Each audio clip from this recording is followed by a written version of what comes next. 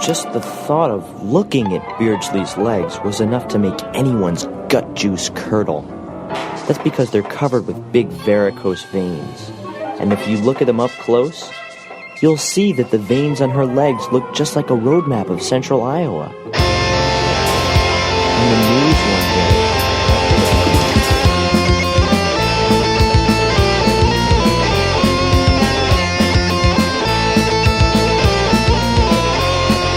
it worked. Altar, hey. It worked this time. Oh, hell yes. We're back. That means it's a good episode. It's a good omen. If the keyboard shortcut works, well, we're off to a bad start now because I can't think of a rhyme for works. If the keyboard shortcut works, the podcast also works. Mm-hmm. Probably going to cut all this, but let's see. Oh, that'll work. And it's a really bad rhyme, too. If the keyboard shortcut works, the podcast will be fireworks. Oh, okay. That's good. It's kind of our July 4th episode. Yeah, it's a timely reference. You know, this might actually be something that ChatGPT would be useful for, helping us figure out cool rhymes to use on the podcast. I just looked at rhymezone.com. Oh, okay. Rhymezone.com. That works too. Mm-hmm. The old school internet resource for making the podcast a little saucy. I pulled out my hard copy rhyming dictionary. I always wondered how they put those together. Yeah. Nation's top linguists all get together and they argue about whether, like half rhymes count. Somebody who just knows all the words. Yeah. It seems like it's a lot more work than a regular dictionary. True. Like people play professional Scrabble and there's a guy who's the world's best and he plays in other languages other than English, even though he's a native English speaker. So he's the best in English, but then he's also the best in French, but he doesn't speak French. He just has memorized the French dictionary. Interesting. And is really good at Scrabble. That's kind of a computer brain. Yeah. You don't actually know the words, you just know which sequences of letters are words. There's a lot more to Scrabble than just knowing the words, too. So, even if you know all the words, that doesn't mean that you're, automatically the best Scrabble player, because you have to think, really strategically. There's a lot of, kind of card counting, where you have to think about what tiles are already on the board, what tiles are in your hand, what tiles are likely to be in your opponent's hand. There's a lot of weird analysis that has to go into it to be really good at it. Yeah. I love Scrabble. Oh, okay. It's the best. How good are you? Do you have those kind of strategies in mind? Not on that level. I regularly beat my family. I haven't tried any Scrabble clubs or anything, but I don't know. I feel like I could do all right. Yeah. It's all about knowing the two-letter words. They're probably, I don't know. I haven't, that's a rabbit hole that I'm not going to go down anytime soon. Scrabble gamble. Yeah, I'm sure there probably is something similar to that. I love word games.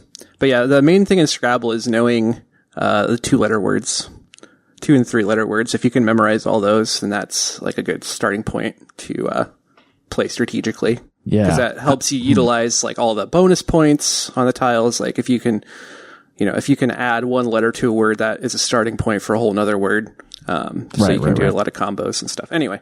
Yeah. We love Scrabble. 2-letter words. It, he, as. I'm done. I'm tapped out. Those are my 2-letter words. Yeah. This is Rock Hard Caucus, everybody. 155th episode. The date is July 7th, 2024.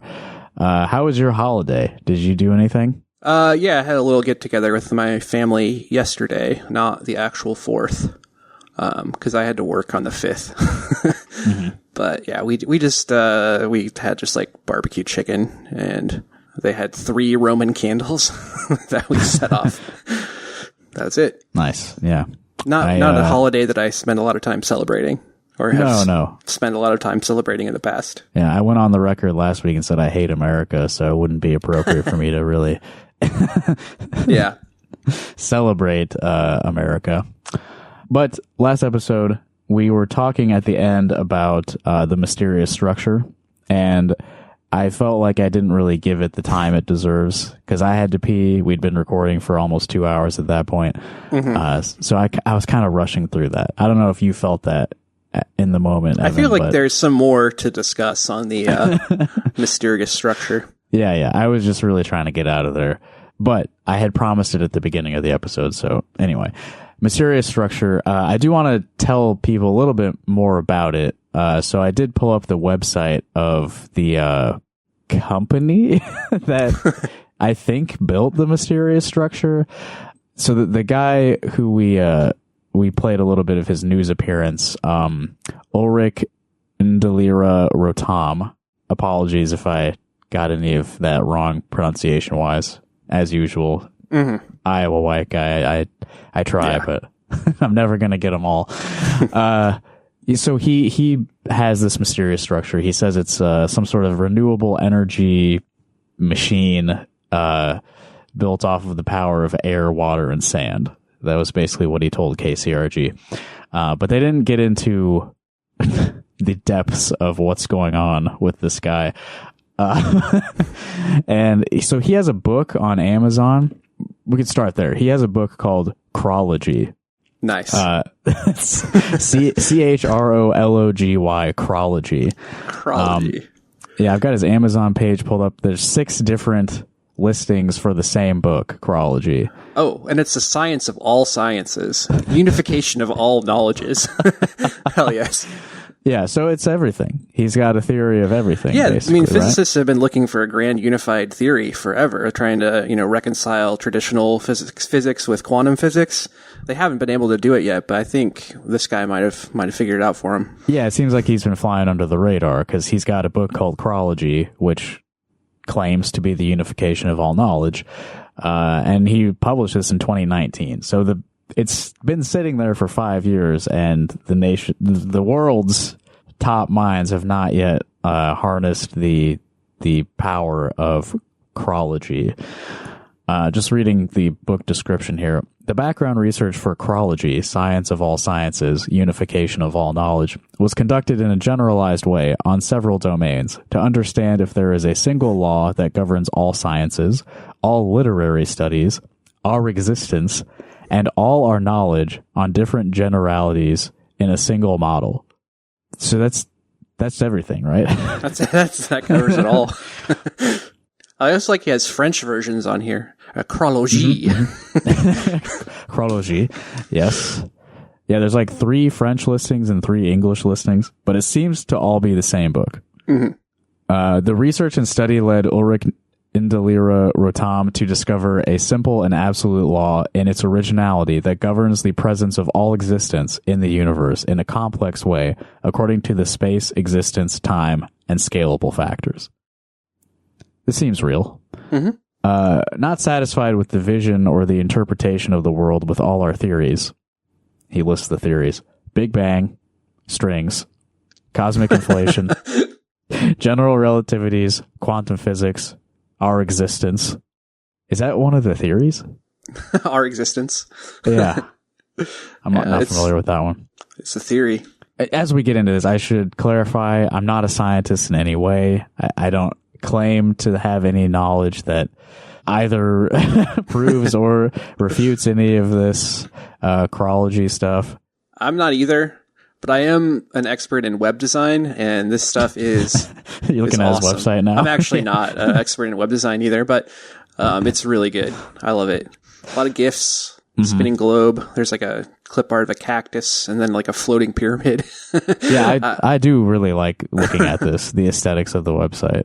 And there's like a big image of a glacier as the background. Oh, it's actually moving. It's a video. Okay. Yeah, cool. Yeah. There's some cool. And there's like a storm if you scroll down, and there's like big crane arms, like construction arms, in the night sky. Big stuff. So this guy, it doesn't really say if he has a doctorate, but I'm just going to assume Dr. Rotam saw that there was a lack of gigantic pieces that required a new shaping and vision, seeing in a different way all that surrounds us. He wanted to unify everything on one model. I think, wasn't Einstein working on something like this? Yeah, I mean, like I said, like every physician has been working on this for a long time. Feeling like Joe Biden. Mm-hmm. In other words, Chrology makes it possible to push the boundaries of innovations on all human disciplines, to see and understand how the whole universe appears to us in our small global world and all sciences. Literatures are all united in one model with their limits, a completely new concept. Now, again, I'm not super knowledgeable in any of this. Did he say anything there? I don't think so, but I mean, this is all like predicated on climate change solutions. Yeah, that's what the mysterious structure is. Which I mean, yeah, any sort of like energy, solve. Like free energy, like scam is kind of about that nowadays. Yeah, well, scam, I don't know. It's not just about powering. Okay, you're right. I'll hold off. But it's not just about. It used to be like, oh, like you can like just save on your energy bill, and you never have to pay the utility companies again. But now it's like, not only are you doing that, but you're also saving the world. Like you are on the front lines of innovation. Yeah, I mean, this guy's kind of getting into dangerous territory because, I know that there was a guy in like the 90s who had discovered a free energy sort of perpetual motion thing, and he was, I think, assassinated by the government, right? So yeah, there's been a lot of those guys. Also, the ancient Egyptians discovered batteries or something, and then like Elon Musk's like great grandfather killed like everyone who knew anything about that. Yeah. I've read a lot about that too. There's also an about the author thing here. Dr. Ratam is a researcher in physics and cosmology. Yeah, cosmology. Wait, cosmology. Isn't that... Okay. The study of the observable universe's origin. Oh, okay. So it's not cosmetics. Okay. Oh, cosmetology. That's what I was thinking. Yeah. As well as an international oil field specialist. He conducted research for this book over the course of 18 years. Dr. Ratam enjoys traveling to various places and reading about human discoveries and technologies. He spends most of his time making calculations and thinking about the deep concept of our world. That's a great life. Spend most of your time making calculations, like you're a computer. Yeah. But also, he also plays basketball. He attends church. I mean, sometimes the biggest, you never expect that sometimes just some guy that you play pickup basketball with has actually figured out the solution to climate change. It's always the people you least expect who are making those kind of breakthrough discoveries. Yeah, or a fellow member of the congregation, every Sunday you're singing hymns next to the savior of our planet. So the website is the pronunciation of this is also going to be controversial. IRIDCCS, so IRIDCCS Technologies. IRIDCCS.com is the website with the GIFs and everything. And this is, I guess, the company that has developed the mysterious structure, which I believe is an SECE energy structure. House power machine. That's what it's called. The revolutionary house power machine. House power machine. So yeah, SECE stands for Soyuz Environment Clean Engine. Okay, so do you know what Soyuz is? Because I Googled it and I cannot figure out what the first part of that acronym is. Soyuz. I mean, we grow a lot of soy here. There's a lot of people who call people soy. I don't know if that has anything to do with it, but yeah. But I don't know. Did you catch that IRIDCCS is also an acronym? It is. Yeah, it is. Independent Research, Innovation, and Development, Climate Change Solutions. Okay, yes. So, independent research, innovation, and development of solutions and products to serve our customers with excellent quality services. With a successful demonstration of our working model and pilot project after many prototypes tested in New Jersey, New Mexico, and overseas Cedar Rapids become the winners of the technology, we are ready to unveil the importance of this new technology for humanity. Overseas Cedar Rapids. We're overseas from New Jersey. And then there's like 20 plus links to like fake news websites. Let me play this video for you, Evan, that kind of talks about what IRID CCS is. Why our business, Iridis Technology? Well, to answer this question... Iridis. That's what that guy says. He got the Fiverr guy to do this video for him. Yeah, and he's not the only one in the video. There's several. We need to talk about global warming, climate change. You know, the Earth is receiving frequent heat waves, winter floods, fastest melting polar ice and glaciers, extremely heavy rain, more forest fires, more acidic rains, expanding droughts around the planet, frequent extreme weather, etc., etc. etc., etc. So that guy said what? Iridis, I think was how he pronounced it. I guess, yeah. It's not generally, if you're going to do like a backronym type of thing, you want to make it something that's like easy for people to pronounce.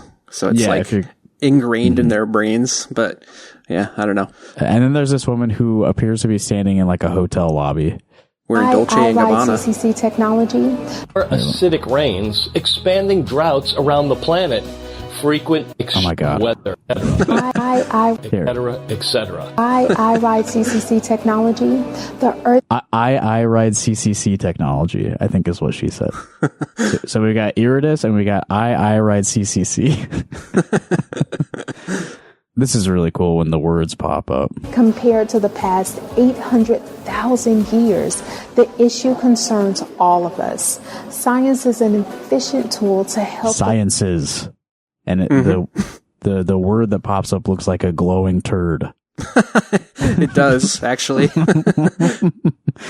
Okay, and then we got another woman. Let's see how she says the name of the company. At I Ride CCS Technology. I ride CCS, so that's a third pronunciation. Yeah. And you then gotta send the style here. guide. You know, you gotta send like the brand style guide to these people before you ask them to make videos. Right. They gotta know how to say the name of the company that's saving the world. At I Ride CCS Technology. Okay, we got two that said I ride CCS. So it's starting to solidify. I think that's it for this video. There were just 4 people. So it's basically just, you know, he paid, I think you said Fiverr, he paid some random people to record in front of a green screen just reading word salad about whatever this company is. Mm-hmm. But there was also a video on Facebook that is specifically about the house power technology, the mysterious structure, the Soyuz something.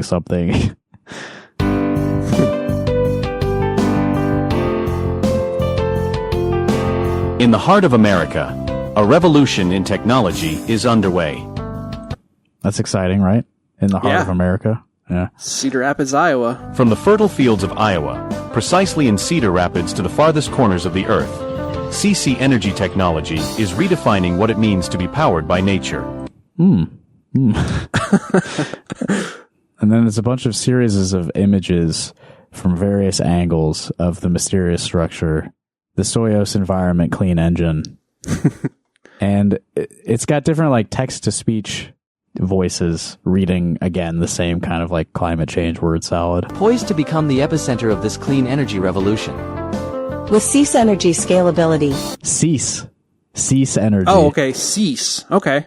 Yeah. Well, there's also some disagreement on how to pronounce that. The different text-to-speech voices pronounce cease differently as well. I think one of them said Sace and another says CC. But I really, really need you to hear this text-to-speech guy here. And ushering in an era of energy that is clean, affordable, and accessible to all. So that one's like sort of like a quiet, mumbly robot. And he's followed up by the greatest. Be part of the change, embrace season. Okay, I forgot about British lady. So there's also British robot lady. Yeah. And then I think it's after her that's the really good one. Be part of the change that powers our homes, fuels our industries, and preserves our world for generations to come. For Iowa, for the United States, for the world, this is the moment to act. We at Cease Energy LLC are reaching out to extend an exclusive invitation to countries and states worldwide seeking partnerships with visionary leaders and governments to initiate pilot projects within your jurisdiction.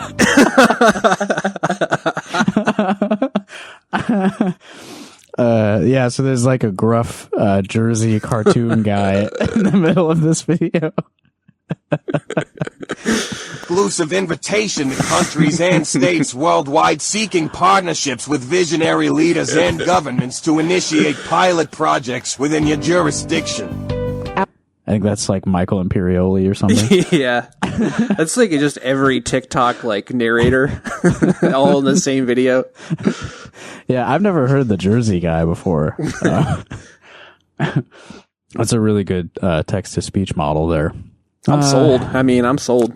Yeah, I mean, you all know how it works. It's the power of air, water, and sand to create renewable energy. The demonstration is that it provides the energy for extremely bright lights at night, irritating all of your neighbors.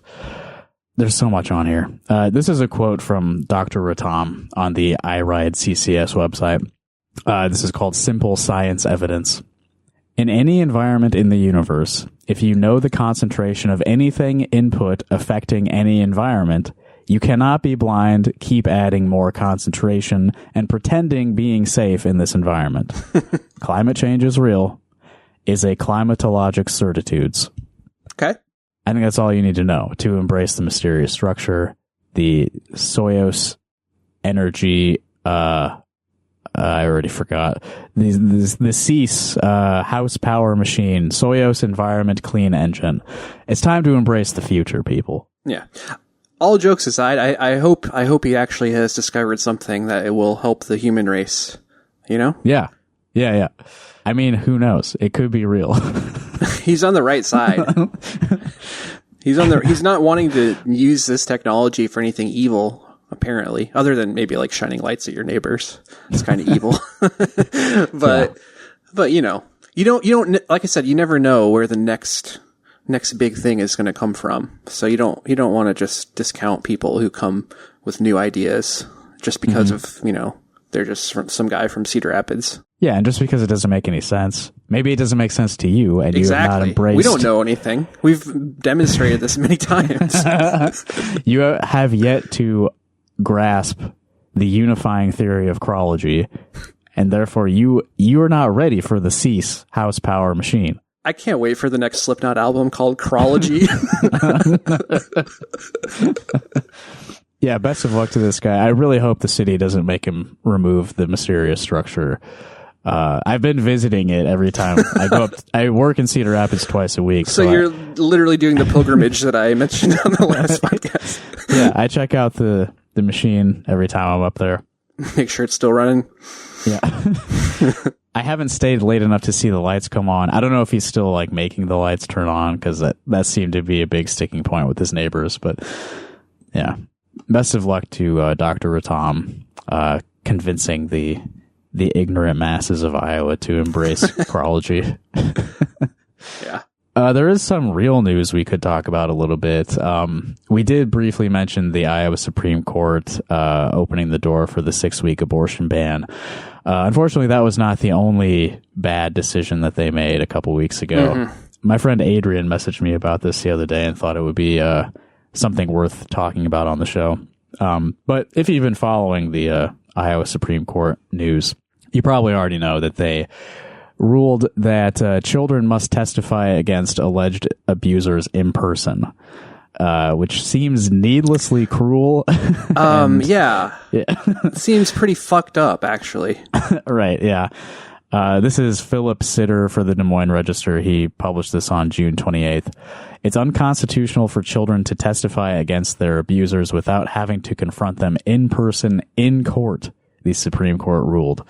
This was a 4-3 ruling in the case of State of Iowa versus Derek Michael White. So what this comes down to is what's called the Confrontation Clause in law, which I'm sure you're somewhat familiar with, at least. Like, you have the right to confront your accuser, right? Yeah. Which Okay, I'm not a scientist. I'm also not a legal scholar, but I feel like in this case, especially, not being a legal scholar is actually a benefit to discussing in most this issue. cases. It is. Not being a legal scholar allows you to, free your mind from silly things like society, like the system of laws and rules that we have in place. Right. Our brains haven't been poisoned with like Scalia thought. Yeah. Which seems to be actually a big part of this issue in particular is Antonin Scalia precedent. But basically what happened in this guy's trial, Derek Michael White, this Register article gets into like the evidence against him, which is pretty awful and I don't really want to talk about. But he's accused of abusing a child.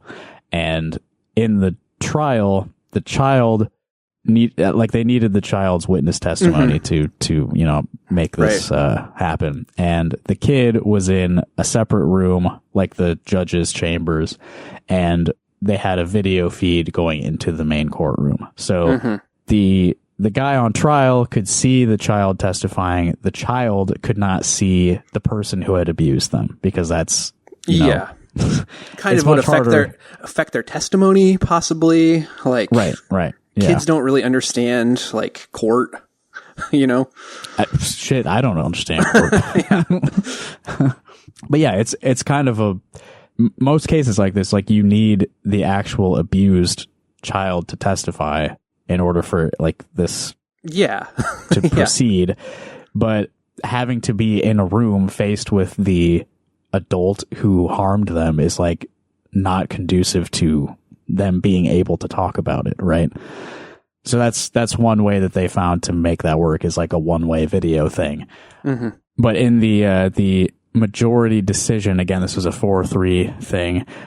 David May wrote the majority opinion. He wrote, "When the accused and the witness are prevented from seeing each other, there is no face-to-face confrontation, and the Iowa Constitution is not satisfied.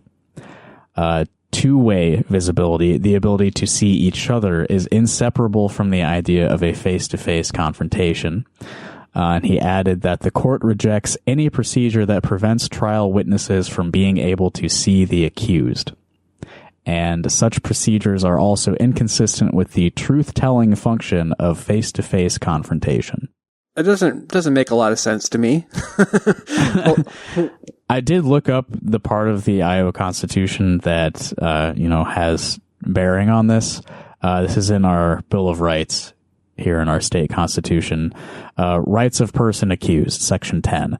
And I mean, this is very important shit. Yeah, right? Like, for sure. The people being accused of crimes being on trial, like we need to have this shit laid out. Like, what are their rights in this situation? Yeah. So this is the actual paragraph here. In all criminal prosecutions and in cases involving the life or liberty of an individual, the accused shall have a right to a speedy and public trial by an impartial jury, to be informed of the accusation against him, to have a copy of the same when demanded, to be confronted with the witnesses against him, to have compulsory process for his witnesses, and to have the assistance of counsel. So that's the actual text from the Iowa Constitution. The relevant parts being, to be confronted with the witnesses against him and to have compulsory process for his witnesses. But you're like confronting the evidence that they're presenting. Like, why do you have to see the person to know that they're making accusations against you? Or more importantly, why do they need to see you? Yeah, right. Yeah. Yeah. Like they know what you're saying. They know what they're saying about you. They have to like look you in the eyes as they say it. Otherwise it doesn't count. Like the whole point of a trial is to like make all of the facts public, or available to all parties. Right. I don't see. Yeah. I mean, as long as that happens, then I don't, I mean, this just seems like a good way to really, really help the defense of anyone who's accused of any crimes against children. Right. I think that's the practical result. I mean, of the this practical result of it is that, like, it's... Yeah, you're not going to get effective witness testimony from abused children anymore. That's not good. No, that doesn't... I mean, the carceral system is not actually good at preventing crimes from happening or, like, making our society a safer, more just place. Mm-hmm. But this is... keeping child abusers from facing the consequences of their actions is probably like the worst thing you can do with the system that we already have in place. Mm-hmm. There is, of course, a dissent because this was a 4-3 decision. Susan Christensen is the author of the dissent. She criticized the majority's ruling as too strict of a reading of the Iowa Constitution. I don't even know if strict is the right word because, like, it doesn't say it has to be literally doesn't say, face-to-face. Yeah. She argued the Constitution could not account for the technology or even the type of case when written in 1857. Child abuse wasn't considered a crime at that time, I would assume. She wrote, White was able to confront the two boys to a meaningful degree. He watched them as they testified, and they knew he was watching. White's attorney was in the room with the boys and cross-examined them. Mm-hmm. Yeah, I mean, that seems... That too, like how many... That seems like enough, yeah. How many times is there a direct confrontation between a witness and the actual accused? Like, how many times do people are representing themselves in these cases? Like, oh, yeah. Like, 1% of the time? Extremely inadvisable, I would say. Yeah. Yeah, I mean, should it be... We should just ban lawyers, man. They're going to have to confront them directly. You don't need representation. Like, just go at it. If we're going to be so strict about needing there to be a face-to-face confrontation, doesn't that also conflict with that other part of the Constitution that they have the assistance of counsel? Your lawyer is not allowed to talk to your accusers in court. And this is another thing from David May in the majority opinion. Citing Iowa case law, he said, "We are bound by the words used by the framers of the Constitution." Where have I heard that before? And again, he was adding words to it, face to face and confrontation. That's not in there. But that was the intent of the framers. All right. Yeah. Whatever you want the intent to be, that's what they did. That's what they wanted. The meaning of those words was fixed when they were adopted. May added, directing readers of the decision to a 2012 book co-authored by then U.S. Supreme Court Justice Antonin Scalia. I think the framers should have realized that language is a living, breathing thing. It changes. Words change meaning over time. They should have accounted for that. Yeah. There should have been a clause in the Constitution that said, you can reinterpret this stuff at will if anything changes. If the founders had been aware of the situation, which frankly they weren't. Right. And then May also cited other legal precedent, including a majority opinion of Scalia's in a 1988 U.S. Supreme Court case, Coy v. Iowa. So I guess an Iowa case was a relevant precedent here. I didn't read too much into Coy v. Iowa, but the first thing that came up when I did Google it is a paper that's hosted on the Office of Justice Programs.gov website. And a real quick summary of it is the U.S. Supreme Court's holding in Coy v. Iowa, in which a screen between child victims and witnesses of sexual abuse and the defendant in the courtroom was ruled to violate the Confrontation Clause, is infected with faulty reasoning and is inconsistent with contemporary mainstream Confrontation Clause analysis. So I think the general consensus among legal scholars is that Scalia opinion on Coy v. Iowa was kind of bullshit. Kind of bogus. Many Scalia opinions included there. Yeah. It's also fucked up because, they will let you appear in court on a fucking camera. When you... Oh, yeah, if you're the defendant. If you're the defendant, you don't get to... I mean, sometimes you do, but they have... a room where it will let you speak to the judge over a fucking video teleconference thing. That's fine. But yeah. And I also pulled up this piece by O.K. Henderson, from Radio Iowa. She wrote about this too, just to compare to other states, and even federal courts. She wrote, in federal courts, judges have the authority to let children testify in child abuse cases by one-way closed circuit video, which is what had happened in the case that we're talking about here. So in federal courts, using the U.S. Constitution as their guide, this is allowed. But apparently it's not allowed here. And also, there was something about Colorado in here, I think. Yeah. I've got Illinois and Colorado. An Illinois law passed in 2023 gives Illinois judges the discretion to let children under 13 testify outside the courtroom when warranted. And last year, Colorado's Supreme Court ruled prosecutors may use outside the courtroom testimony from older children, even if the defendant is accused of abuse or assault. So this is outside of, it seems like this is unusual, this decision. It does seem a little unusual. It seems like most of the country is okay with how that trial went down. Yeah, the party that really is so focused and so such an important issue to them, the child sex trafficking. Right. Got to make it as hard as possible to prosecute the people doing that. I don't think I saw Hunter Light posting about this court decision either. Yeah, that would be out of character for him to post about something that is important. He's too busy posting pictures of traffic cones. So yeah, he's too busy just posting those websites that have like public information. You showed up on Bebo. Odd Path or whatever the fuck. Yeah, Odd Path and Bebo. Two things no one knows what they are. Mm-hmm. It turns out if you just Google anyone's name and their name shows up and you see them on your screen, that means that they're a pedophile. Yeah. I don't even know if anyone knows what we're talking about. I don't know either. No, I think it's good for people to know. And I hope that Hunter Light hears this and starts calling me a pedophile. Careful what you wish for. I know. That was not a good idea, but.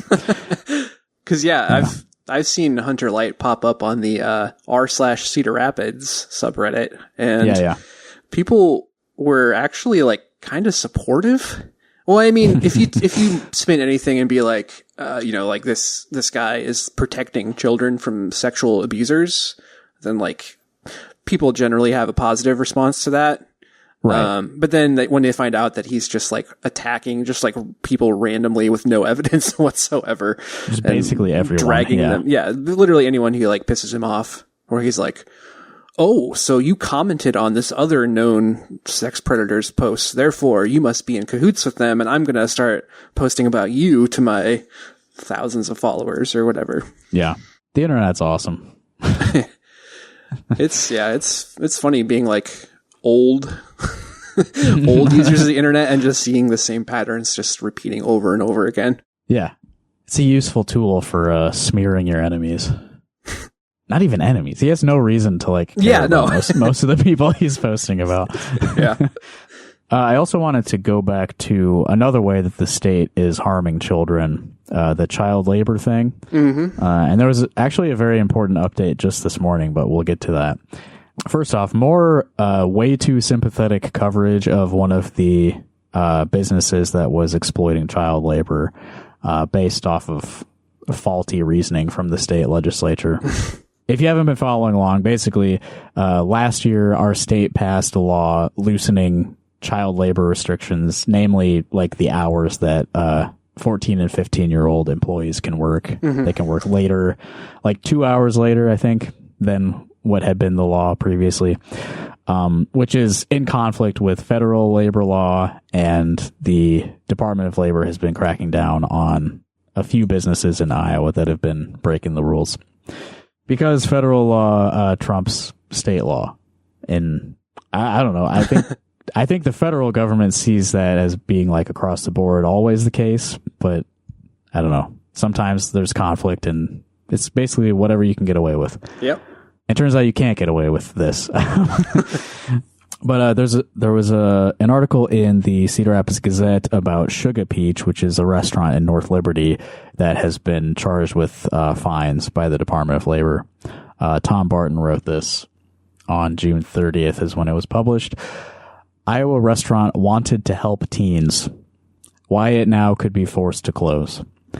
Right off the top, I just want to push back against the idea that having a 14 or 15-year-old have a job at your business is necessarily helping them.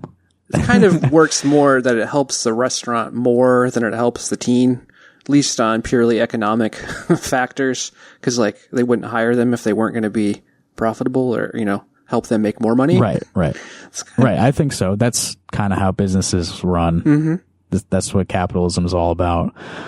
But they talked to I think, former employee of Sugar Peach, who had nothing but good things to say about the restaurant and its owners, Carol and Chad Simmons. Amari Thigpen is the kid's name. He was 14 when he received his first job serving food, bussing tables, greeting customers, mopping floors, and cleaning bathrooms at this restaurant in North Liberty. So he's 14. I don't know what this sentence means. It was willing to work around his schedule as a student athlete. Another Gazette banger. Yeah, sometimes pronouns are not specific enough. After school, he would practice with the football team until about 6 p.m. Then he would head to the fast casual Southern cuisine restaurant where he'd work for an hour or more, sometimes past 7 p.m. Okay, so 14 years old, football practice till 6, then working after that? Yeah, no, not how I would like to be spending my childhood years. Yeah, I mean, I think he's definitely going to end up working past 7, right? Yeah. If he got done with practice at 6.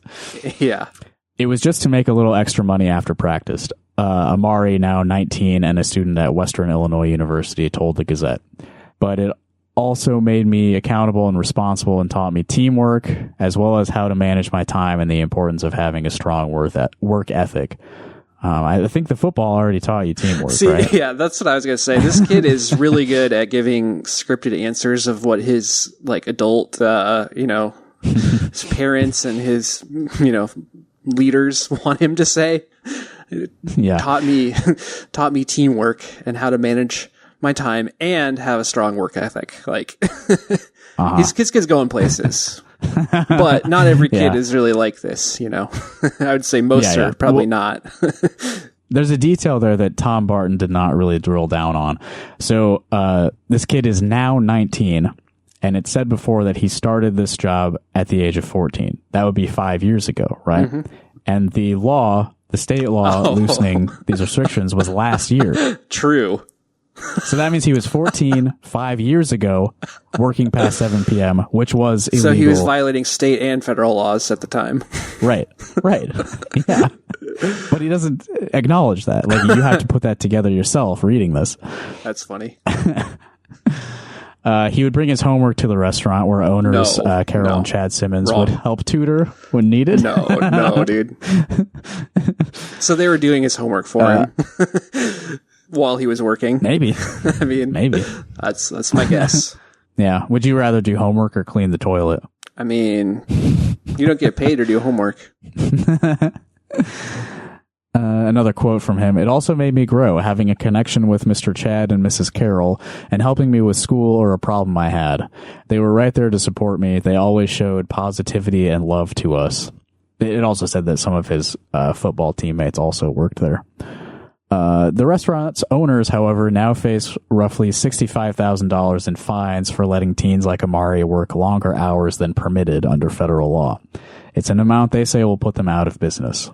It felt like we were being hit by a truck, owner Chad Simmons said. And I want to skip ahead a little bit to another section of this article. Yes, I wonder what Evan will think of this. Chad Simmons said he was trying to help his community by supporting young teens, many of whom came from single-parent households. The restaurant owner hired 14 and 15-year-olds as part of a program called Scholars Making Dollars, which works with the Alpha Phi Alpha chapter in Iowa City. There's got to be some darkness there whenever you're getting involved with the Greek life stuff. Yeah, it's bad. Under the program, high school students receive mentorship provided by the chapter and part-time work experience through the restaurant.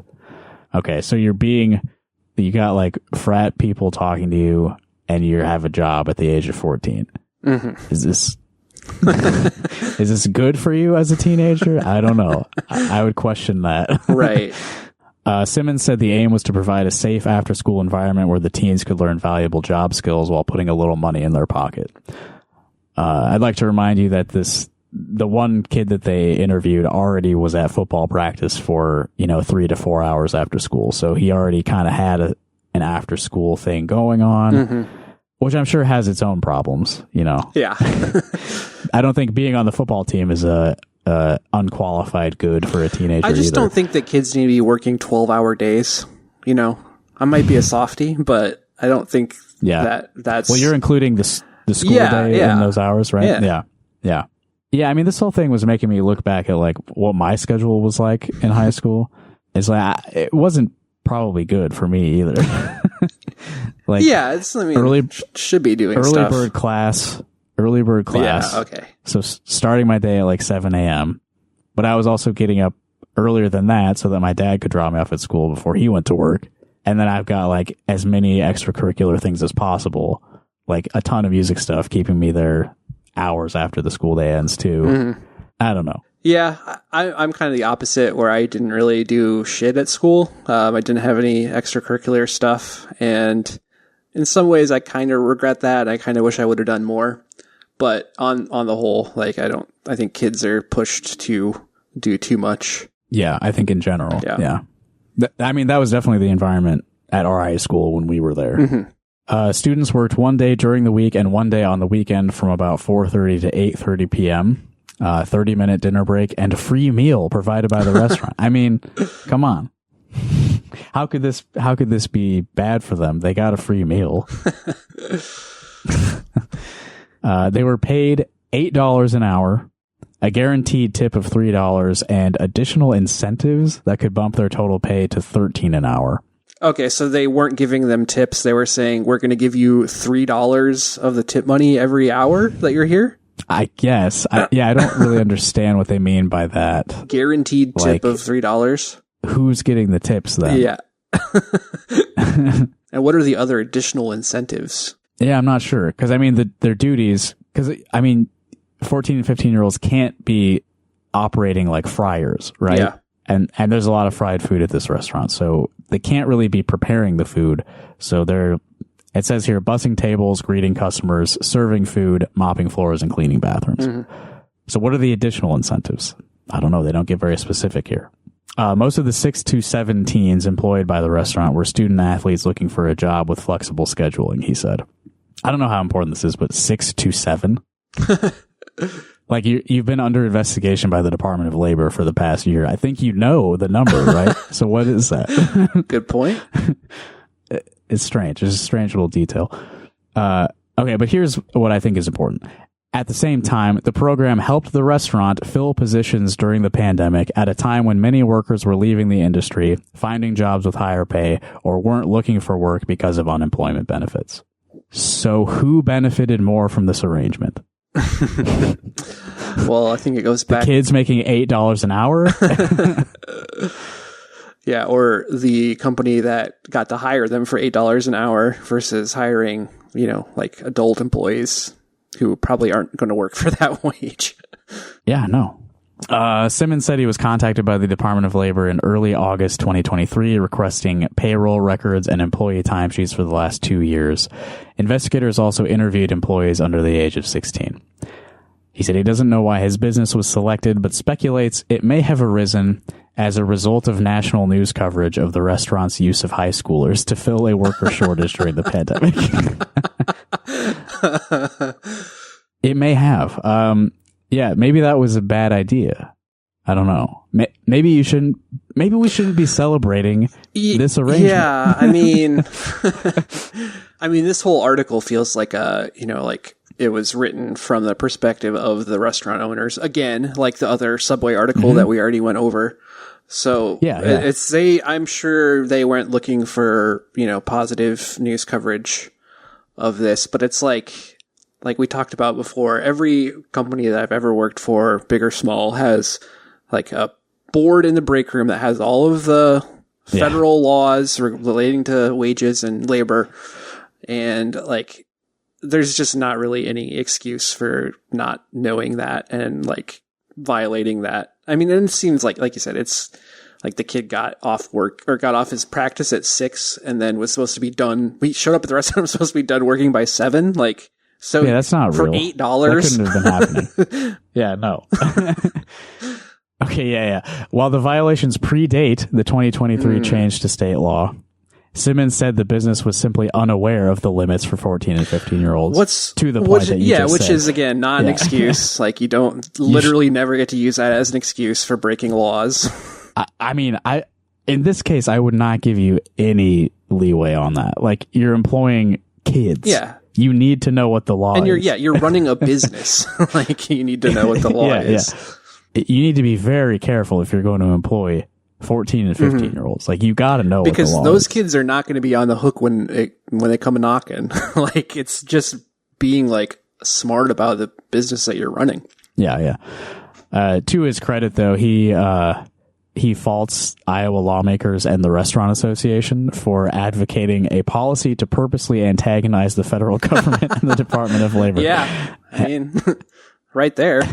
Which is funny in the context of like his restaurant was going to host that press conference that got canceled.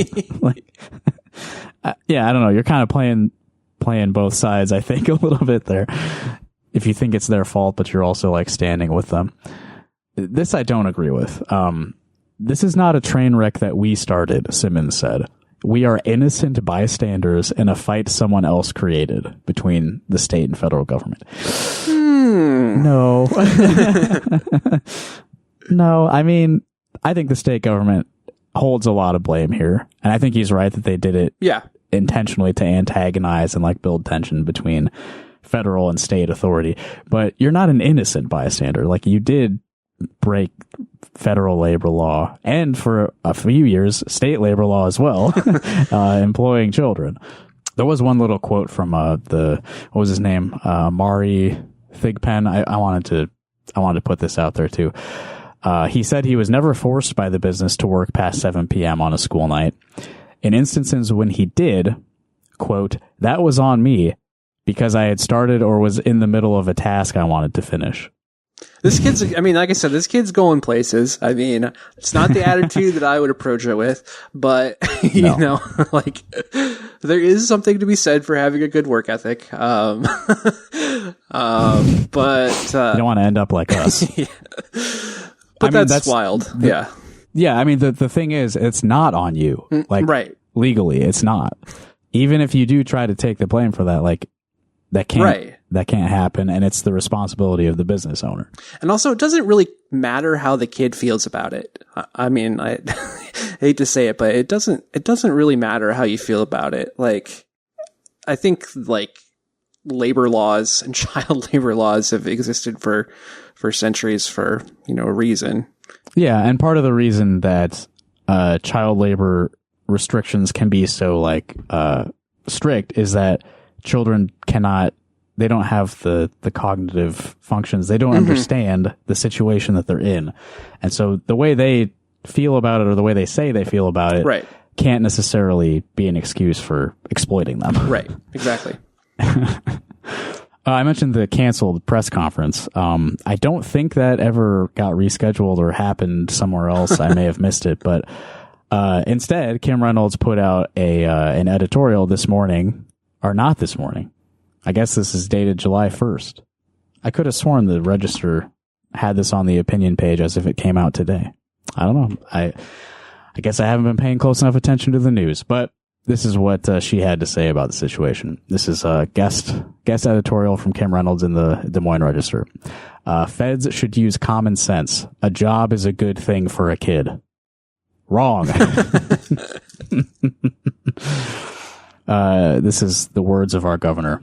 The U.S. Department of Labor is on a crusade to root out what it calls oppressive child labor in Iowa, and is prepared to fully utilize its statutory and regulatory authority by imposing maximum penalties on businesses. In a recent opinion piece, the Des Moines Register's editorial board was fully bought in, warning about exploited children in workplaces across our state.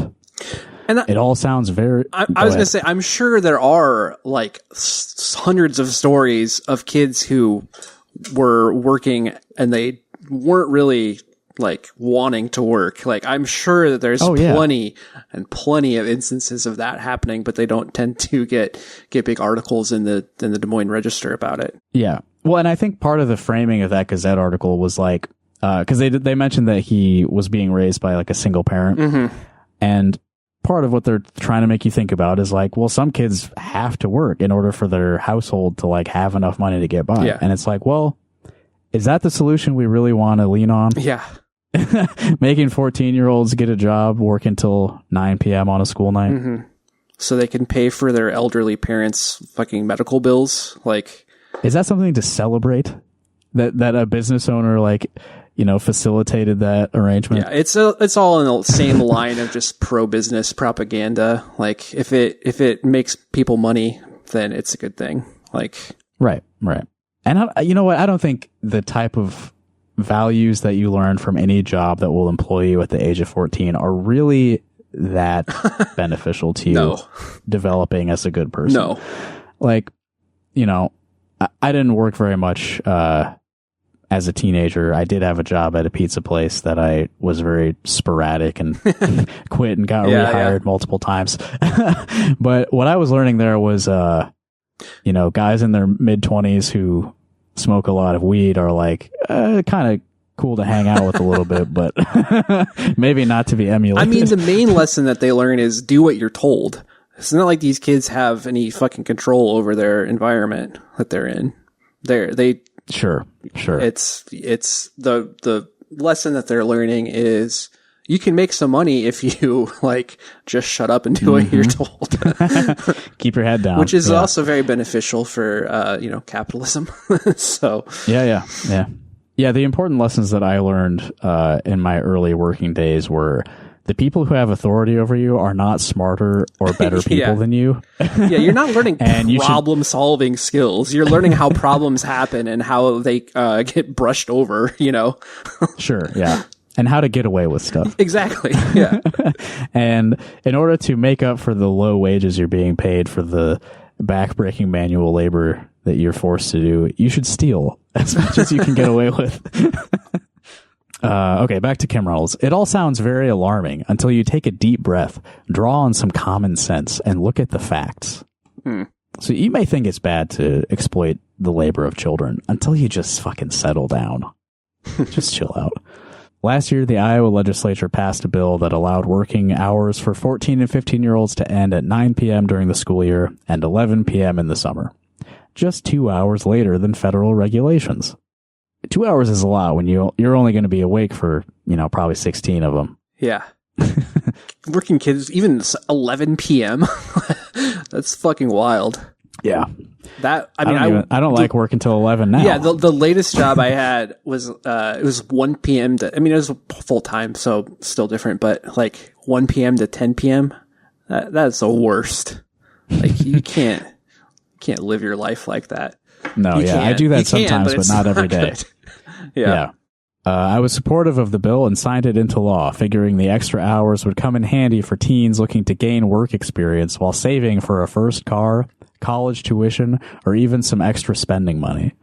Silver Nintendo GameCube with Metroid Prime. That was Metroid Prime bundle.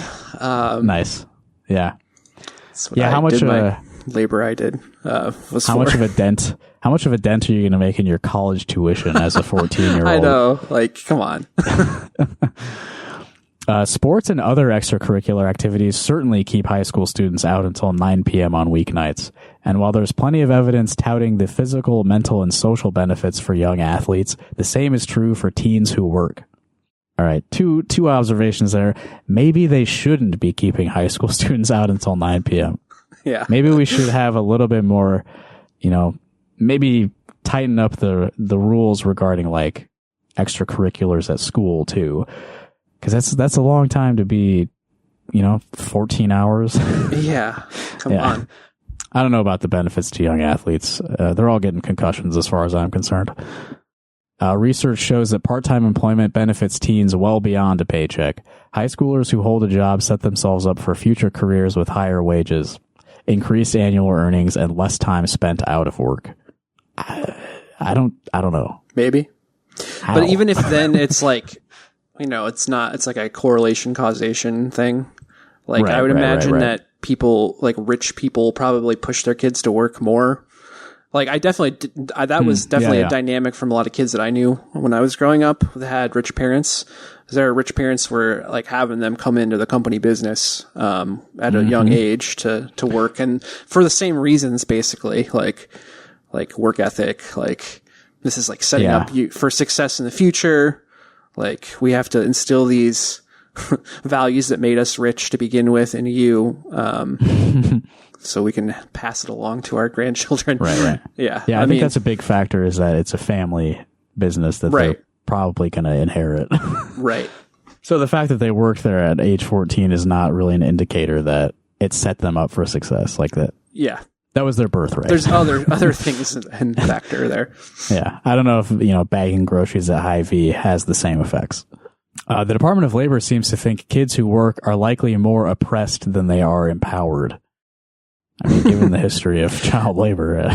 I would like to see Kim Reynolds work any of the jobs that, like, bussing tables, cleaning bathrooms. Yeah, I don't know about her employment history. Might be worth looking into. See if I can find a resume. What to most Iowans looks like a sensible option for kids is being treated as a sinister plot to force children back into the sweatshops, mines, and factories of the late 1800s. At least she recognizes, at least she's shouting out to that. That's how I see it, yeah. Yeah, it's, I don't know, the hubris to even bring that up while you're defending this law. Like, I wonder how many people read this article and like, oh, I hadn't actually thought to compare it to that. Maybe it's not good. The needs and challenges of today's workforce have changed. The needs and challenges of today's workforce have changed. Therefore, they must employ 14-year-olds for $8 an hour. Yet the department holds tight to outdated rules for problems that no longer exist, even to the extent of imposing fines up to $180,000 on Iowa businesses. Fines that will certainly cause some to close. Who got charged $180,000? That's probably like the maximum, I guess. Yeah, it's the maximum. Yeah. So it's like zero chance that anyone is going to get that. Yeah, I clicked a couple of links in the article. I'm not seeing which business was actually fined that much. Yeah. We've only heard about Sugar Peach and that Makokata Subway specifically. Yeah. You'd actually have to be running like the Triangle Shirtwaist Factory for them to give you that fine. Yeah. Still, rules are rules, says the Register, and the federal government is simply enforcing the ones it has on the books. But that defense doesn't hold water. It doesn't come across well for like a governor to be so sarcastic about like, is the law the law? Iowa's allowable work hours for young teens have been above the federal maximum for more than 50 years, and we're not alone. She doesn't really get into the specifics there, but according to the Department of Labor's website, 21 states have allowed 14 and 15-year-olds to work later than 7 p.m. for decades, and at least 25 states provide greater flexibility than the federal government when it comes to either night or maximum work hours. So why the sudden and heavy-handed enforcement? And why is it seemingly targeted at Iowa? Joe Biden. Yeah. It's all Joe Biden. I think... or maybe it could have been the national news articles like flouting the fact that you're passing this law in contradiction to federal law. Yeah. I think what Chad Simmons said in that other article is relevant here, that you were intentionally antagonizing the federal government about child labor law. And I don't know, maybe, you mess with the bull, you get the horns. I believe the department's attempt to single us out as an example of what not to do is misguided and likely to backfire. Because most reasonable people, and most Iowans believe that a job is a good thing for a kid. I may not be what she considers a reasonable person, because I don't think that that's like probably good in general. Yeah. But let me ask you this, Evan. Do you think most Iowans are reasonable people? Not when it comes to politics. Yeah, I don't know. But we're all swimming in the same fucking dirty river water, So, yeah. I don't know. It has impacted our reason, I think. Yeah. The poison that we consume. It teaches them a sense of responsibility and strengthens their work ethic. And in today's workforce, young workers help small businesses thrive. Mm-hmm.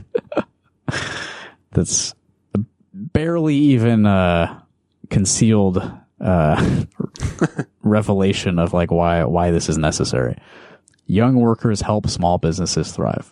What does that mean? It means that if you want cheap labor makes small businesses thrive. Yeah, if you want to keep your business going, because by God, you have a right to own a business. It's the most important thing, regardless of who you have to stand on to make that happen. You have to be paying people less than they're worth to make your business succeed. That's the most important thing. And therefore, if we have to, exploit teenagers a little bit more than we were a couple years ago, so be it. As long as it looks good at the end of the day on the books. Yeah. I would also be willing to bet that none of the statistics and studies that she's citing are like about, the later hours that are actually in the bill. Right. Like I could see in some cases, I don't think it's the worst thing in the world for like a 15-year-old to have a part-time job, but it should be like pretty heavily regulated, I would think. Yeah, I think really the jobs that are good for an underage person to have are the type where you don't get a pay stub. True. You get cash in hand. Because you shouldn't be paying taxes before you turn 18. Come on. That's right. Right. Yeah. Like mowing lawns. I definitely did some of that. That's basically how I was making money as a teenager, is mowing lawns, which I also did begrudgingly. It was like, I guess I need money to buy GameCube games. Yep.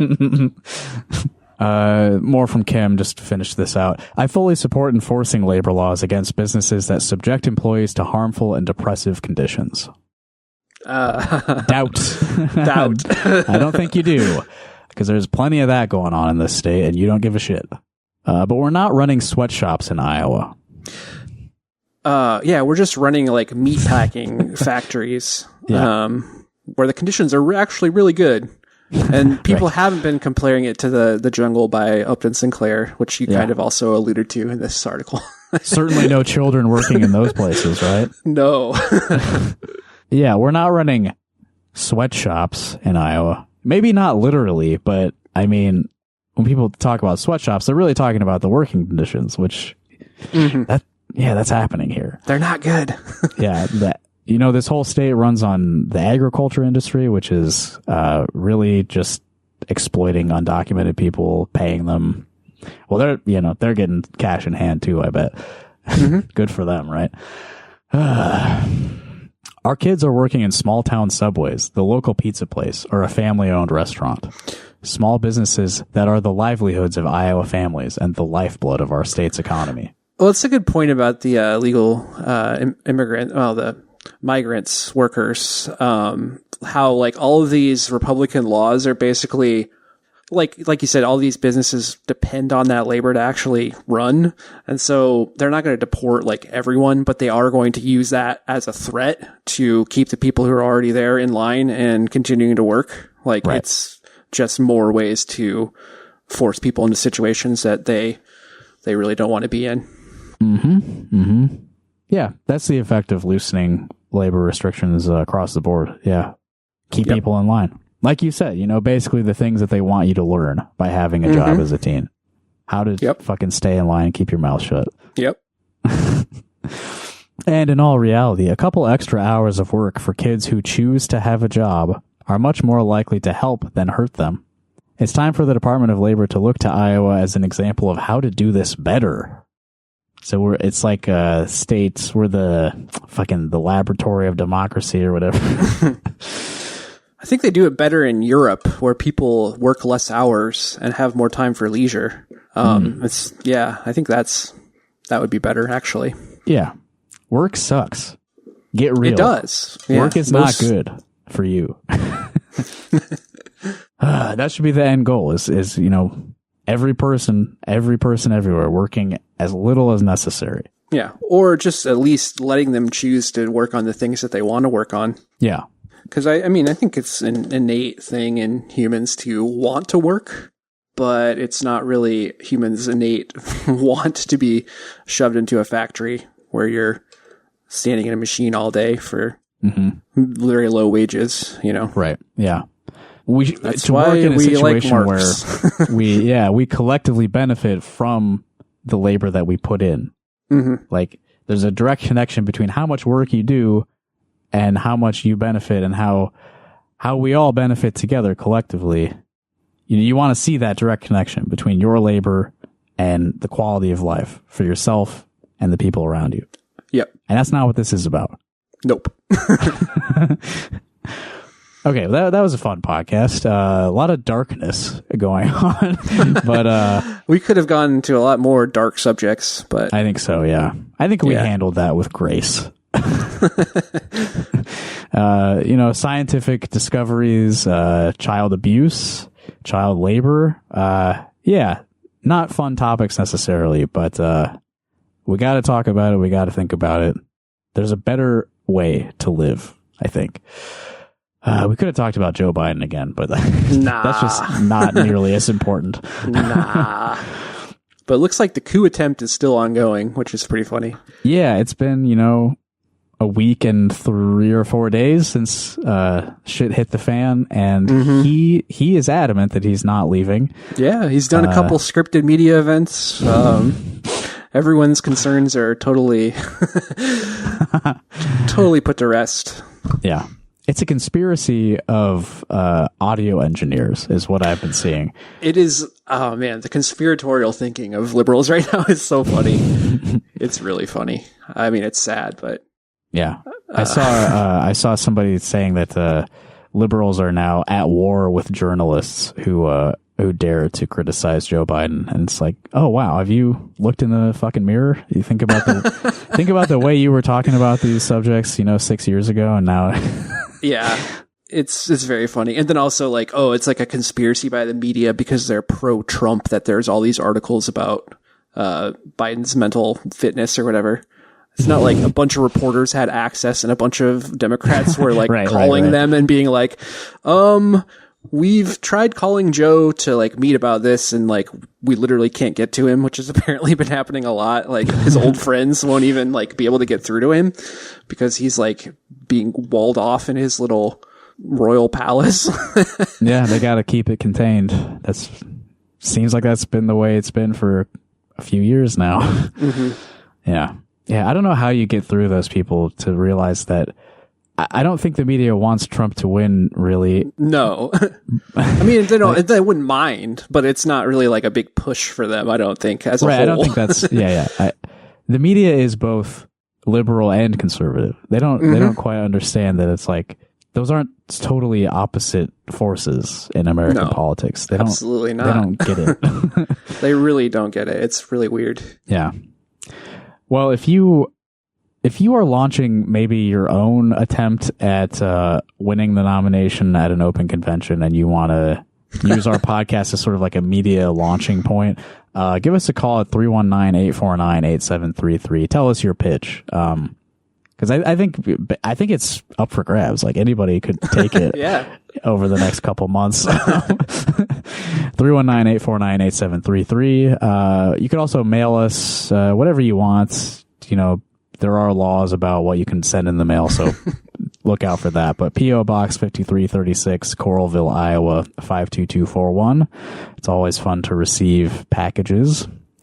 If you like the podcast and you have money to spare and you would like to hear more of the podcast that's behind a paywall, we do put out, it's been a pretty consistent schedule of like 2 extra Patreon episodes every month.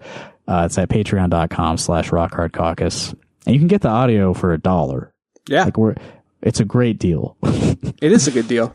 We're working on a series reviewing Slipknot albums. We've scheduled the next episode of that for later this month. There's also a recent episode about the Slipknot album All Hope Is Gone. That's our most recently released one.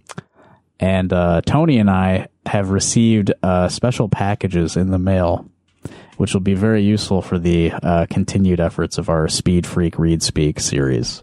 Interesting. Yeah. Got a hardcover from a comics writer, Ken Penders. Oh, man. A new effort from him. Are those worth anything? Like, do like Archie Sonic comics like go for a lot of money on the resale market? Not particularly. I actually sold a bunch of my collection of those in college, and one of them I got like $75 for, which was like shocking to me at the time. Damn. See, what you should have done is you should have waited to sell until after you started the podcast, and then use the podcast to, pump the value of the comics. Yeah, I didn't have the foresight for that. What else I got going on? I am playing a show at Purgatory in Iowa City on the 12th. That's this Friday. Playing with a girl named August in her project Angle Grinder. We had a practice last week that went really well. It's a lot of electronic, noisy stuff, and I'll be playing saxophone. Should be a good time. Yeah, if you know where Purgatory is, come to that. If you don't know where it is, you can ask me where it is. And if you're cool, I'll tell you. It's one of those type of venues.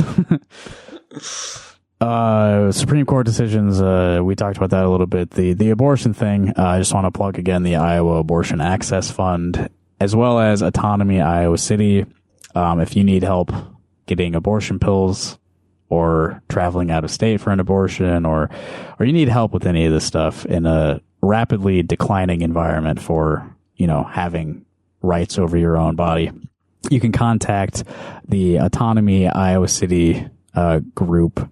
They're on Signal at autonomyiowacity.34. You got to capitalize Autonomy, Iowa, and City. Capital A, capital I, capital C.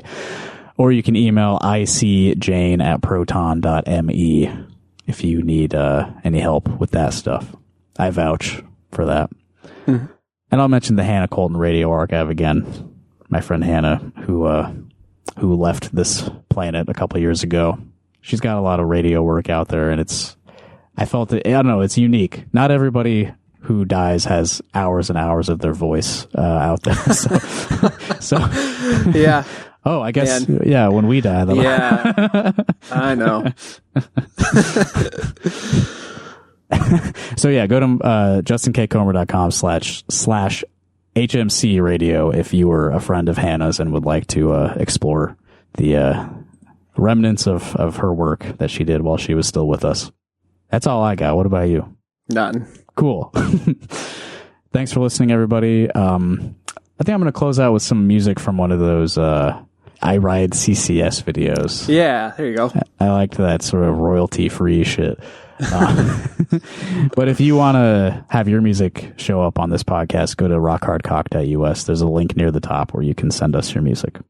I really like featuring local music, and maybe it'll convince people to listen to you on Spotify or buy it on Bandcamp or something. Yeah, it's free promotion. Yeah, send it to us. All right, that's all. Bye, everybody. Bye.